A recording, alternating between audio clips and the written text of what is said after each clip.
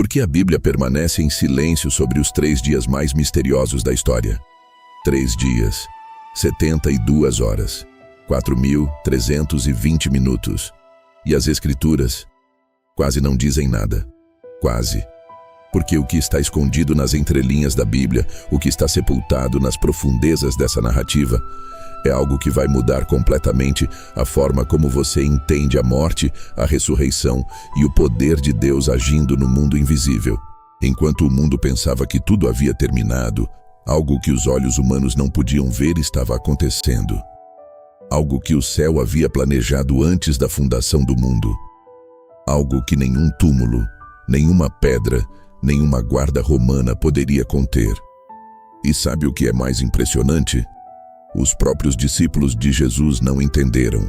As mulheres que foram ao túmulo não entenderam. Os líderes religiosos que mandaram selar a pedra não entenderam. Ninguém ao redor daquela cena conseguia ver além do que os olhos mostravam. E os olhos mostravam uma derrota. Os olhos mostravam um fim. Os olhos mostravam uma pedra fechada e um sonho enterrado. Mas Deus nunca trabalha apenas no que os olhos conseguem ver. Fique até o final, porque o que você está prestes a descobrir sobre esses 3 dias vai tocar algo dentro de você que talvez nunca tenha sido tocado antes. Vai responder perguntas que talvez você nunca soubesse que tinha. E vai transformar para sempre a forma como você enfrenta os momentos em que o céu parece silencioso. Para entender o que aconteceu dentro do túmulo, precisamos primeiro voltar ao momento em que tudo pareceu terminar. Precisamos sentir o peso daquele dia.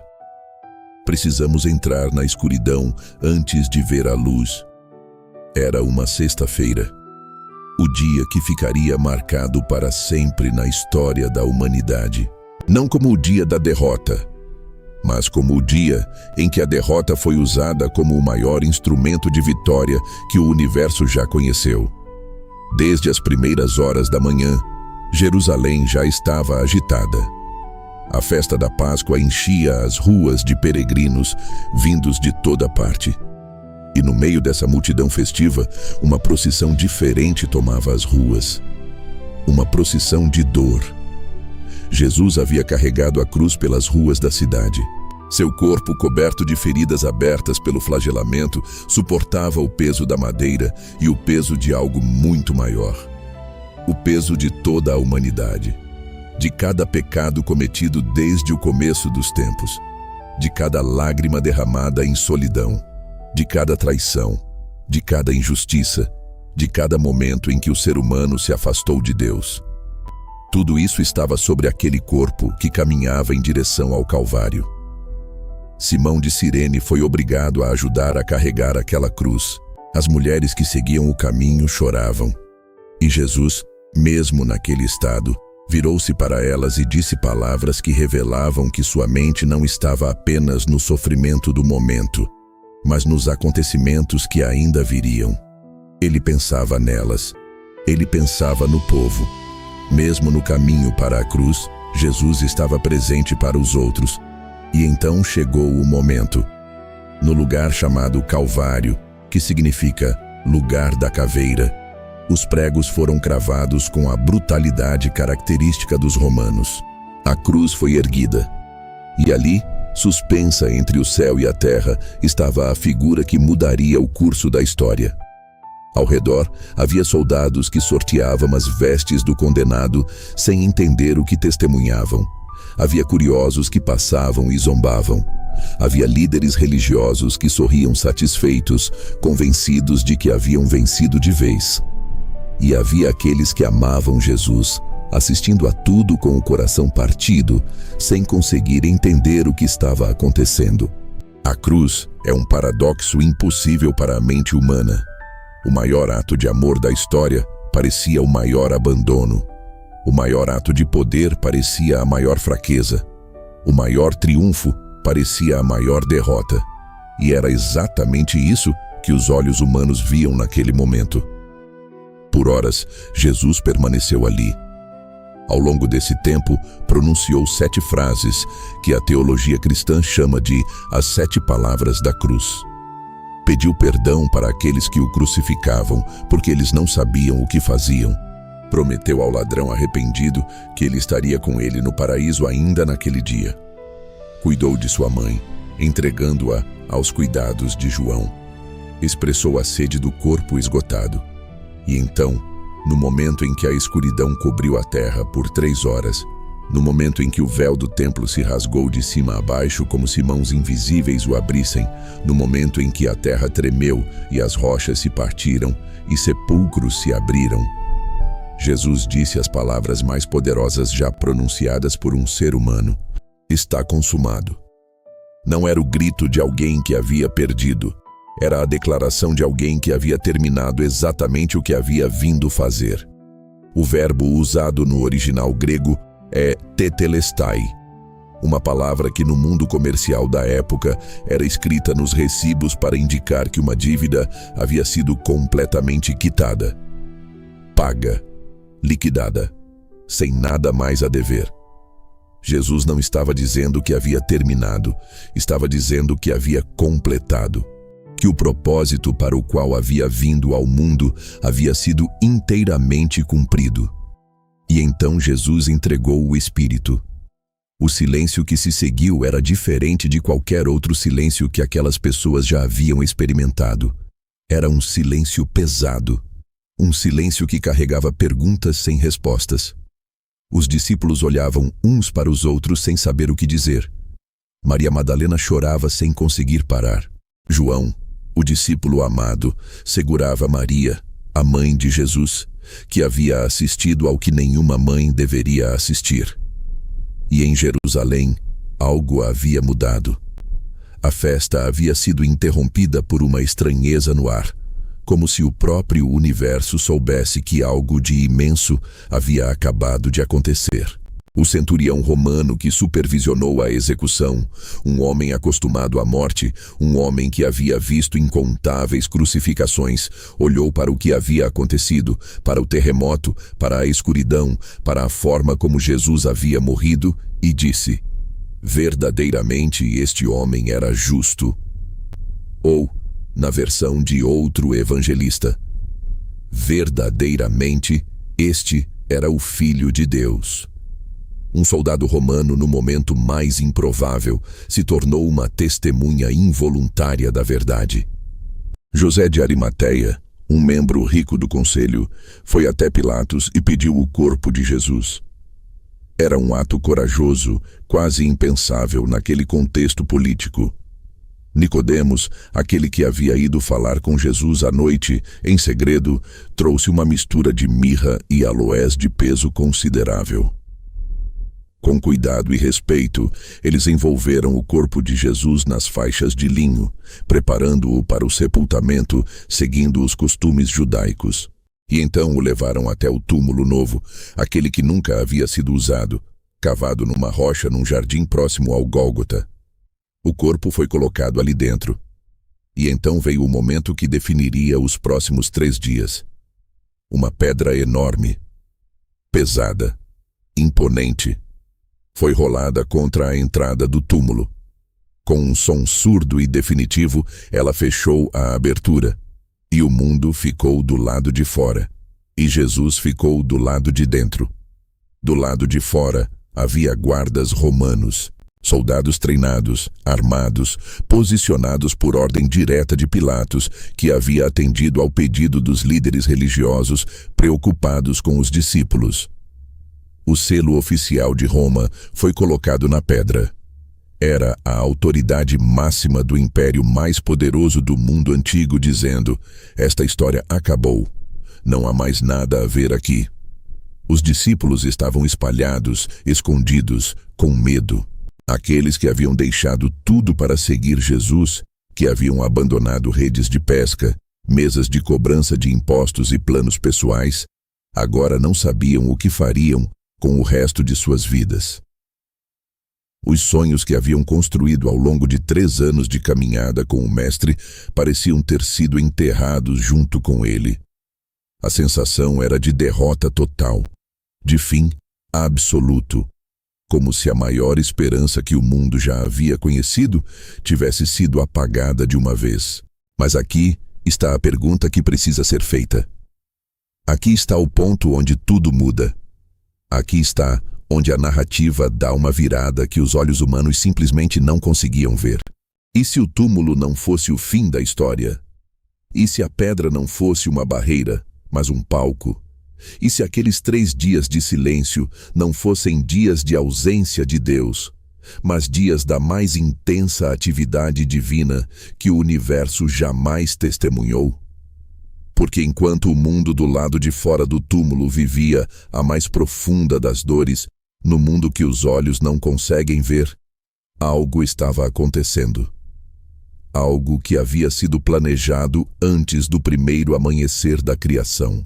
Algo que os profetas haviam anunciado em textos escritos séculos antes. Algo que estava prestes a mudar tudo para sempre. O universo espiritual nunca esteve tão ativo como nesses 3 dias.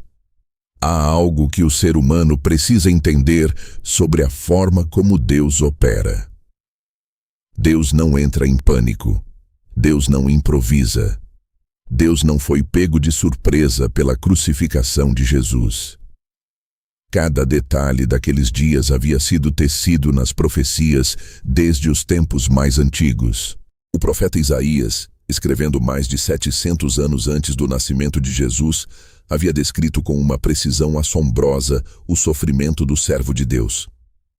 Versículo por versículo, detalhe por detalhe, o capítulo 53 de Isaías descreve um homem que seria desprezado e rejeitado, que carregaria as nossas dores, que seria ferido pelas nossas transgressões. Cada linha se encaixa no que aconteceu no Calvário com uma exatidão que vai além de qualquer coincidência. O Salmo 22, escrito por Davi séculos antes, começa com as mesmas palavras que Jesus diria na cruz: meu Deus, por que me abandonaste? E continua descrevendo detalhes da crucificação com uma precisão desconcertante para quem a escreveu numa época em que a crucificação nem existia como forma de execução. Mãos e pés traspassados, ossos deslocados, vestes sorteadas, tudo ali escrito com séculos de antecedência. E Jonas, o profeta Jonas, que passou 3 dias e 3 noites no ventre do grande peixe. Jesus mesmo havia dito que esse seria o sinal que lhe seria dado. O sinal de Jonas. Assim como Jonas esteve 3 dias nas profundezas e saiu vivo, o Filho do Homem estaria 3 dias e 3 noites no coração da terra e sairia vivo. Não era acidente, não era coincidência. Era o cumprimento de um padrão divino cuidadosamente tecido ao longo de milênios de história. E então, o que estava acontecendo enquanto o corpo de Jesus repousava no túmulo? O que a Bíblia nos deixa entrever sobre esses dias que parecem tão silenciosos? O apóstolo Pedro, em sua primeira carta, escreve algo que abre uma janela extraordinária para esse mundo invisível. Ele diz que Cristo foi morto na carne, mas vivificado no Espírito, e que nesse Espírito ele foi e pregou aos espíritos em prisão. Paulo, escrevendo aos Efésios, fala que Cristo subiu às alturas, levando cativos em seu cortejo triunfal, e que antes de subir, também havia descido às partes mais baixas da terra. O próprio Jesus, nas horas antes de sua morte, havia prometido ao ladrão arrependido ao seu lado: hoje estarás comigo no paraíso. Hoje, não depois de uma longa espera, naquele mesmo dia. E o que isso tudo significa na prática? Significa que enquanto o túmulo estava fechado, enquanto os guardas montavam sentinela, enquanto os discípulos choravam escondidos, o Espírito de Jesus estava em movimento. Estava cumprindo algo que a morte física não havia interrompido, mas sim iniciado. A batalha mais importante da história não aconteceu apenas no Calvário. O Calvário foi o golpe decisivo, mas a batalha final, a batalha que consolidou a vitória de uma vez por todas, aconteceu nas profundezas, no mundo que os olhos não veem, onde as correntes que aprisionavam a humanidade desde a queda precisavam ser quebradas definitivamente. Pense no peso disso por um momento. Desde o jardim do Éden, desde o dia em que Adão e Eva cederam à tentação, a morte havia reinado sobre a humanidade. Não apenas a morte física, mas a morte espiritual. A separação entre o ser humano e Deus. Uma separação que gerações e gerações de sacrifícios no templo apontavam, mas não podiam realmente desfazer. E ao longo de séculos, cada pessoa que morria entrava num lugar de espera. Os justos, aqueles que haviam vivido pela fé, aguardavam. Abraão aguardava. Moisés aguardava. Davi aguardava. Todos os patriarcas e profetas aguardavam algo que haviam vislumbrado de longe, que haviam anunciado em fé, mas que ainda não havia chegado em sua plenitude. E então chegou. Quando Jesus desceu às profundezas naqueles 3 dias, foi como se a mais longa das esperas finalmente chegasse ao seu fim. O preço havia sido pago. O sacrifício havia sido consumado. A dívida que marcava a separação entre Deus e a humanidade havia sido quitada com o Tetelestai pronunciado no Calvário. E o que havia sido prometido desde o princípio estava agora sendo cumprido nas dimensões invisíveis da realidade. O apóstolo Paulo, em sua carta aos Colossenses, usa uma imagem que é, ao mesmo tempo, militar e triunfal. Ele fala de Cristo despojando os principados e potestades, exibindo-os publicamente em seu triunfo. Essa é a imagem de um general que, após vencer uma batalha decisiva, desfila pela cidade com os inimigos derrotados acorrentados atrás de si. Uma declaração pública de vitória total. Uma humilhação do inimigo diante de todos. E Paulo diz que foi exatamente isso que Cristo fez. A morte havia sido a arma mais poderosa usada contra a humanidade. E Jesus a transformou no instrumento de sua própria vitória. Entrou no território do inimigo e saiu com as chaves. Quando João, em sua visão registrada no livro do Apocalipse, encontra o Cristo ressurreto, a primeira coisa que Jesus diz é: não temas. Eu sou o primeiro e o último e o que vive. Estive morto, mas eis que estou vivo para todo o sempre. E tenho as chaves da morte e do Hades. As chaves. Não como metáfora poética, como uma realidade espiritual concreta e atual. A autoridade sobre a morte e sobre o reino dos mortos havia sido conquistada, arrancada das mãos do inimigo e colocada nas mãos daquele que é a ressurreição e a vida. Mas vamos falar agora sobre o lado humano desses 3 dias. Porque enquanto tudo isso acontecia no invisível, havia homens e mulheres reais, de carne e osso, com medos reais e dores reais, vivendo a face mais difícil da fé, a espera sem entendimento. O primeiro dia depois da crucificação era o sábado, o dia de descanso determinado pela lei. Mas não havia descanso nos corações daqueles homens e mulheres. Era como se a lei do descanso exterior fosse uma cruel ironia diante da tempestade interior que cada um carregava. Pedro, que havia negado Jesus 3 vezes naquela madrugada, carregava uma culpa que parecia esmagadora. Cada vez que fechava os olhos, ouvia o canto do galo. Via o olhar de Jesus se voltando para ele no momento da negação. Sentia aquele peso que não tinha como ser descarregado porque o único que poderia perdoá-lo estava morto. João, que havia estado ao pé da cruz, revivia aquelas imagens de hora em hora. As palavras de Jesus. O momento em que ele havia sido encarregado de cuidar de Maria, a mãe do Senhor. A responsabilidade que pesava junto com a dor. Maria Madalena, que havia sido libertada por Jesus de uma existência aprisionada, que havia encontrado naquele encontro com o Nazareno o começo de uma vida completamente nova, agora sentia como se a vida voltasse para o ponto zero. E os outros discípulos, trancados num quarto com medo dos líderes religiosos, reviviam as últimas palavras de Jesus. As últimas cenas, sem conseguir encontrar um fio de esperança no que haviam vivido. Eles haviam visto milagres, com os próprios olhos. Haviam visto leprosos serem curados com uma palavra, cegos receberem a visão, um paralítico de 38 anos se levantar com seu leito e caminhar. Haviam visto a tempestade ser repreendida e obedecer. Haviam visto 5 pães e 2 peixes alimentarem mais de 5.000 pessoas. E haviam visto o inacreditável. Um homem chamado Lázaro, morto há 4 dias, envolto em panos funerários, sair caminhando do próprio túmulo chamado pelo nome. Eles sabiam o que Jesus era capaz de fazer. E mesmo assim, a dor do momento presente apagava tudo. É assim que a dor funciona. É assim que o luto funciona. E era assim que a fé estava sendo testada naquele primeiro dia de silêncio. A pergunta que ninguém queria fazer em voz alta, mas que todos carregavam no peito era: onde está Deus agora? E Deus estava em silêncio.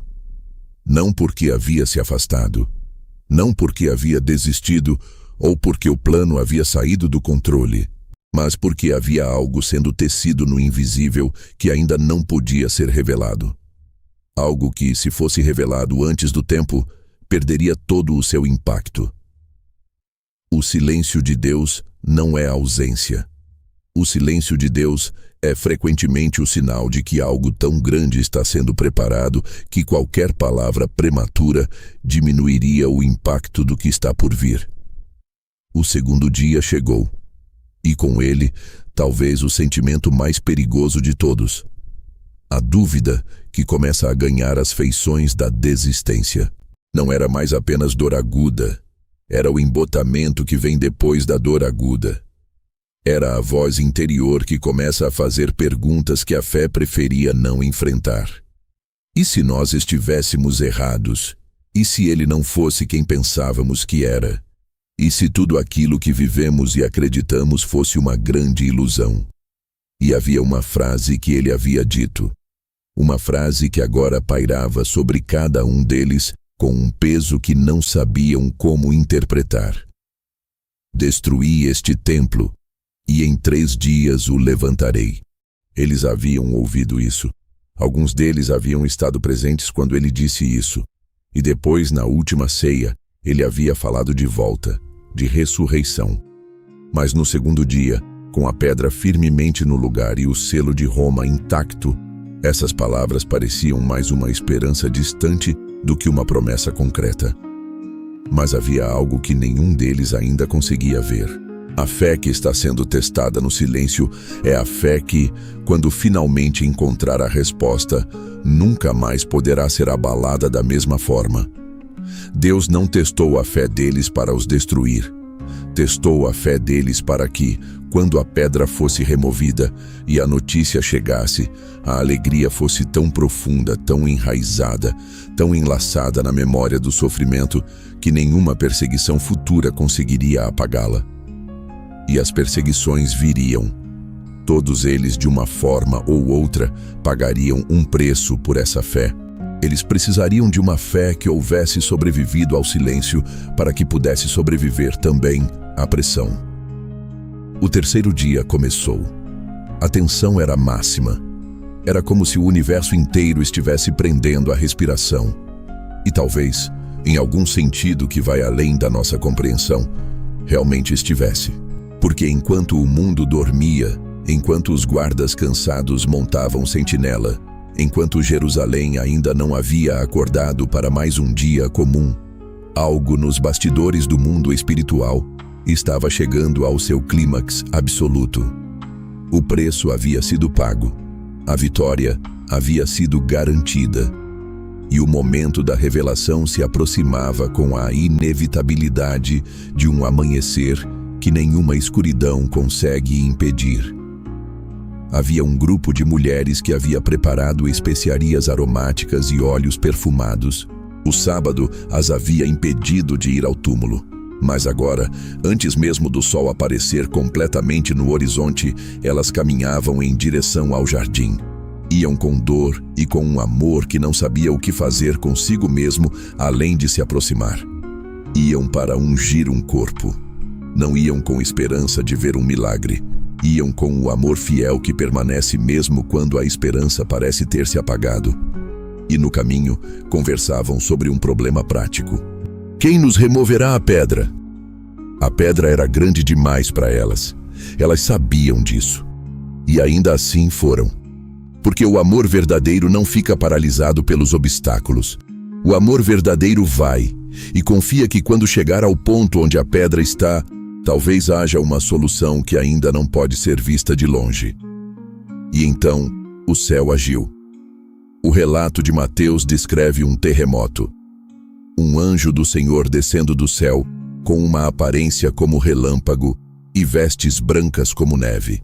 Os guardas romanos, homens treinados para enfrentar batalhas, para suportar pressão, para não recuar diante de nenhum inimigo humano, tremeram de medo e ficaram como mortos. E a pedra foi removida. Não para que Jesus saísse. Jesus já havia saído. A pedra foi removida para que o mundo pudesse entrar e ver que o túmulo estava vazio. O túmulo estava vazio. 3 das palavras mais poderosas já pronunciadas no vocabulário da fé. Não havia corpo. Havia apenas as faixas de linho cuidadosamente dispostas, como se quem havia estado ali simplesmente houvesse passado por elas sem perturbá-las. E o lenço que havia coberto o rosto de Jesus estava dobrado separadamente, colocado num lugar à parte. Aquele detalhe, aquele pequeno e aparentemente insignificante detalhe do lenço dobrado, é um daqueles momentos em que a Bíblia fala mais pelo que não explica do que pelo que descreve. Não era a pressa de quem havia escapado às pressas. Era a calma soberana de quem havia concluído exatamente o que havia vindo fazer e saiu sem se apressar. Maria Madalena ficou do lado de fora do túmulo, chorando. Pedro e João haviam entrado, visto e saído. Mas ela ficou. E então, entre lágrimas que ainda não entendiam o que havia acontecido, ela ouviu uma voz. Uma voz que conhecia, mas que naquele momento não reconheceu. Talvez porque a dor distorcesse tudo. Talvez porque um morto não fala, e o cérebro humano não espera ouvir a voz de quem enterrou. Mulher, por que choras? A quem procuras? E ela, pensando que fosse o jardineiro, pediu que lhe dissesse onde haviam posto o corpo. E então Jesus disse uma única palavra, apenas o nome dela: Maria. E em uma única palavra, tudo mudou. Ela se virou e reconheceu. E o choro de dor se transformou em alegria que não sabia como se conter. A morte havia sido derrotada. A maior notícia que o mundo jamais receberia estava sendo pronunciada pela primeira vez, num jardim, para uma mulher que havia ido até ali para ungir um corpo morto e encontrou o Senhor da vida. E agora, antes de concluirmos, preciso trazer essa história para o momento em que você está agora. Porque a ressurreição de Jesus não é apenas um evento histórico para ser estudado e admirado à distância. É uma realidade que tem tudo a ver com a sua vida hoje, com o silêncio que talvez você esteja enfrentando agora mesmo. Talvez você esteja vivendo o seu próprio segundo dia. Talvez você esteja no meio de uma espera que parece não ter fim. Talvez você tenha orado sinceramente, repetidamente, com fé, e o céu pareça fechado como aquela pedra. Talvez você tenha acreditado em algo que ainda não se cumpriu, e a voz da dúvida esteja ficando cada vez mais convincente. Talvez a situação que está aprisionando a sua esperança pareça tão pesada, tão permanente, tão impossível de ser movida, que você já esteja pensando em desistir de esperar. E é exatamente para você que a história dos 3 dias carrega uma mensagem que não pode ser ignorada. O silêncio de Deus não é o fim da história. O silêncio de Deus é frequentemente a antessala do milagre. Os 3 dias mais silenciosos da história foram também os 3 dias de maior atividade divina que o universo já testemunhou. Enquanto nada parecia acontecer do lado de fora, Tudo estava acontecendo do lado de dentro, enquanto os discípulos choravam sem entender. O plano eterno de Deus estava sendo executado com uma precisão que transcende qualquer entendimento humano. Deus trabalha no invisível. Deus trabalha no silêncio. Deus trabalha mesmo quando você não consegue ver, sentir ou entender absolutamente nada do que está acontecendo. E assim como havia um terceiro dia para aquela pedra pesada e para aquele túmulo fechado, há um terceiro dia para a situação que está tentando enterrar a sua esperança. A ressurreição de Jesus não foi apenas o fim de uma história de 3 dias. Foi a declaração mais definitiva da história de que a última palavra nunca pertence à morte. Nunca pertence à derrota. Nunca pertence ao silêncio.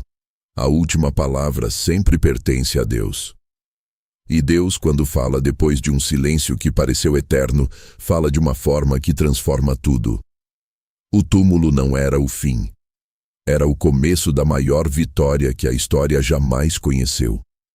E o seu silêncio também não é o fim. É o espaço onde Deus está preparando algo que você ainda não consegue imaginar. Confie no processo. Confie no Deus que trabalha nas sombras, que age no invisível, que nunca desperdiça uma única hora de espera, que nunca permite que uma única lágrima seja derramada em vão. Porque se ele foi capaz de transformar a maior derrota aparente da história na maior vitória real de todos os tempos, ele é mais do que capaz de transformar o que parece impossível na sua história no maior testemunho de fé que você já viveu. Ele ressuscitou, e por isso a sua história ainda não acabou. Se este vídeo tocou o seu coração, deixe o seu like agora. Esse simples gesto ajuda este conteúdo a chegar em mais pessoas que também precisam ouvir isso hoje. Compartilha com alguém que está vivendo o seu segundo dia, alguém que está esperando, que está no silêncio e precisa ser lembrado de que Deus ainda está trabalhando. Comenta aqui embaixo. Qual parte deste vídeo mais falou com você? E se você ainda não se inscreveu no canal, inscreva-se agora e ative o sininho de notificações, porque toda semana tem conteúdo novo como este, feito para fortalecer a sua fé e aprofundar a sua caminhada com Deus. A gente se vê no próximo vídeo.